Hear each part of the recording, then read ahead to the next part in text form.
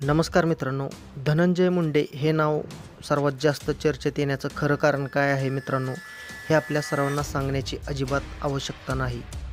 आपल्या सर्वांना माहीतच आहे की मस्साजोगचे सरपंच स्वर्गीय संतोष भैया देशमुख यांची निर्घृण हत्या झाली. त्यानंतर अगदी पहिल्याच नागपूर अधिवेशनामध्ये महायुती सरकारच्या अखत्यारीत हा विषय सुरेश धस यांनी पेटवला. यानंतर या हत्येमागे सुदर्शन घुले व त्याचे सहकारी या गुन्ह्यात अडकले. त्यानंतर मुख्यमंत्री देवेंद्र फडणवीस यांनी अतिजलद गतीने तपासाचा वेग वाढवला आणि तो तपास वाल्मिक कराडपर्यंत येऊन पोहोचला.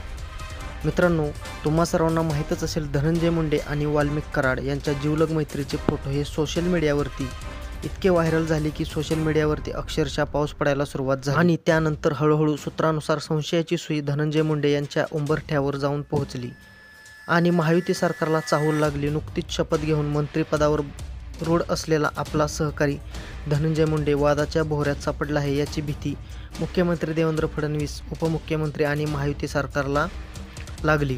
परंतु जनतेच्या आक्रोशामुळे हो नाही करत धनंजय मुंडे यांचा राजीनामा घेण्यात आला. तेव्हा कुठे मित्रहो, जनतेचा जीव भांड्यात पडला. राजीनामा होईस तोवर धनंजय मुंडे मीडियापुढे दररोज येत होते. दररोज अनेक कार्यक्रमामध्ये त्यांची भाषणे होत होती. परंतु जसा राजीनामा मुंडेंनी दिला त्या दिवसापासून धनंजय मुंडे हे अगदी बेपत्ता झालेले आहेत. ते कुठेच सापडत नाहीत. अनेक जण सध्या अचंबित झाले आहेत. शेवटी धनंजय मुंडे कुठे आहेत हा प्रश्न महाराष्ट्रातील गरीब जनतेला पडलेला आहे. ते सध्या काय करत आहेत? धनंजय मुंडे परळीला आहेत की मुंबईला आहेत? या सर्व प्रश्नांची अचूक उत्तरे शोधण्यासाठी हा व्हिडिओ मित्रांनो कुठेही स्किप न करता शेवटपर्यंत पहा, म्हणजे तुमच्या लक्षात येईल. तर मित्रांनो, वेळ पाहून सत्य, असत्य, नीती, कूटनीती, राजकारणातील डावपेच, अर्थातच हे सर्व गुण, दुर्गुण या सर्व गोष्टींची राजकारणात आवश्यकता असते.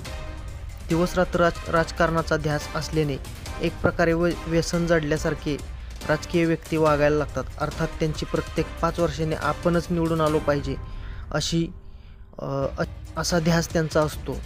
आपल्याला कोणी पसंत करत आहे की नाही करत आहे याचं त्यांना काही घेणं देणं नसतं. तर अशाच कार्यकर्त्यांच्या गर्दीत वाल्मिक कराडची जडणघडण गोपीनाथ मुंडे हयात असताना झाली. वाल्मिक कराड शेवटी हाच घरगडी पुढे धनंजय मुंडेंच्या राजकारणात त्यांच्या कार्यात कामी आला.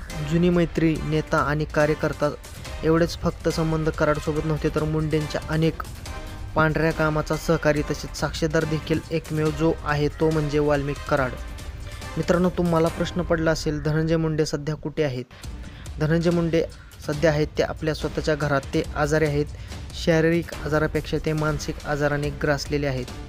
तुम्हाला माहीत असेल, त्यांना बेल्स पाल्सी नावाचा हा आजार जडलेला आहे.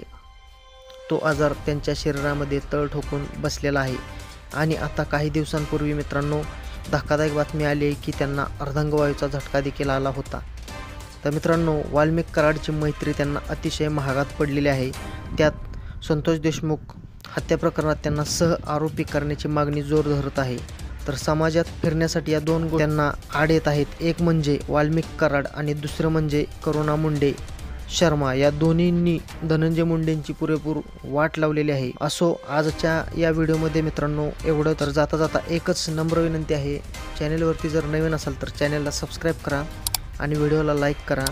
पुन्हा भेटूया अशाच एका नवीन व्हिडिओसह एका नवीन टॉपिकवर. तोपर्यंत धन्यवाद.